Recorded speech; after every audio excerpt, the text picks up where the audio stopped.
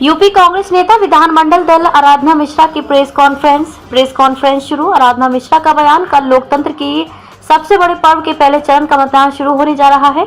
हम 7 चरणों के साथ विश्व पर मूल्यांकन पर बात करेंगे। भारतीय जनता पार्टी ने किसान, नौजवान, बेटियों और महिलाओं सभी वर्गों को ठगने का काम किया है। बेरोजगारी, चंदौली से लेकर गाजियाबाद तक हम सभी ने देखा कि नौकरी के लिए नौजवान लाठियां खा रहे हैं। 45 वर्षों में बेरोजगारी सबसे ज्यादा बढ़ी है। 2 करोड़ नौकरियां देने का वादा प्रधानमंत्री नरेंद्र मोदी ने किया था। हकीकत क्या है?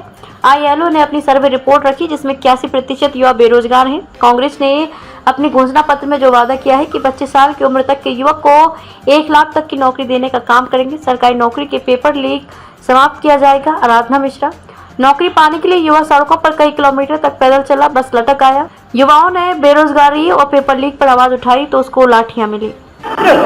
27 रुपए। कांग्रेस ने अपने घोषणा पत्र में, अपनी गारंटी में वायदा किया है देश के अन्नदाताओं को श्रद्धांजलि अर्पित करते हुए उन हमारे शहीद किसानों को कि जब हमारी सरकार बनेगी तो हम MSP लागू करेंगे।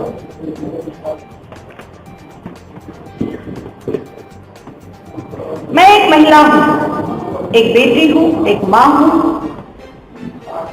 और मैं ये जानती हूं और ये दिल से कह सकती हूं कि आज सबसे ज्यादा अगर कोई चला गया है भारतीय जनता पार्टी की सरकार में, चाहे केंद्र की हो, प्रदेश की हो, तो महिलाएं। सबसे ज्यादा अगर सामाजिक असुरक्षा है तो महिलाओं। जिस प्रदेश में मुझे दुख है इस बात का कि जिस प्रदेश का स्वर्णिम इतिहास रहा, जिसने इतने वरिष्ठ महिला प्रमुखों का नेतृत्व किया हर फील्ड में, राजनीति में, स्वर्गीय इंदिरा गांधी जैसी आयरन लेडी को दिया, जिसने बड़े कवियों को, सरोजिनी नायडू जैसी महान हस्तियों को, सुचेता कृपलानी जो प्रदेश की सबसे पहली महिला मुख्यमंत्री थी, कांग्रेस ने थी, आज महादेवी वर्मा जैसी कवित्री, उस धरती पर आज महिलाओं के प्रति हो रहे अपराध, जघन्य अपराधों की मैं निंदा करती। मैंने हमेशा आवाज उठाई और बहुत सारे आप साथियों ने मेरा साथ भी दिया। मुझे आज भी याद है, उन्नाव की घटना हुई हो, लखीमपुर की घटना हुई हो, हाथरस की घटना हुई हो और अभी हाल में जो BHU में बेटियों के साथ दर्दनाक घटना हुई है, उसने इस प्रदेश की महान संस्कृति को शर्मिंदा किया।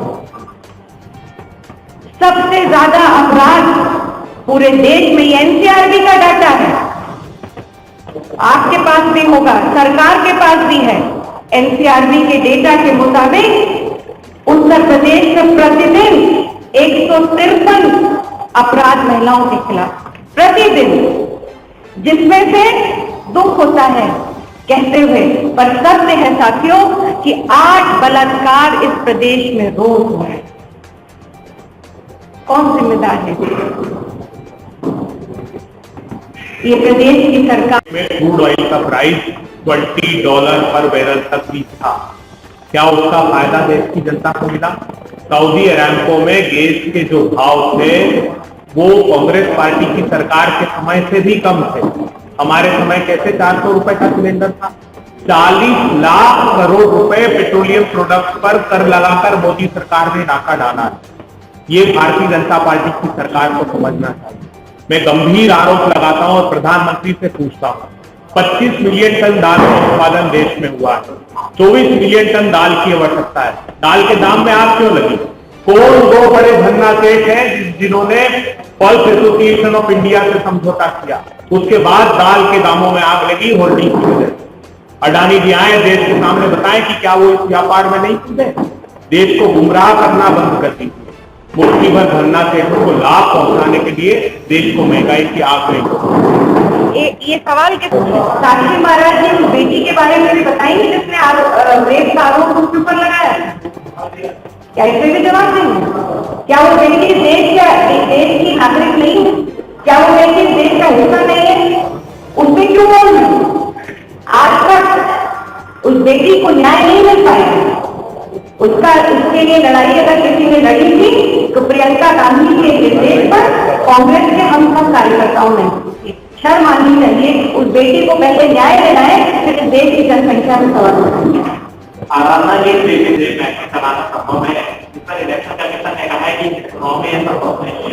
देखिए, न्यायालय में जो भी चीज चल रही हो, प्रक्रियाधीन हो, उस पर कोई टिप्पणी करना मुझे हमको खासकर कांग्रेस पार्टी और देश की करोड़ों जनता को न्यायपालिका पर पूरा विश्वास है।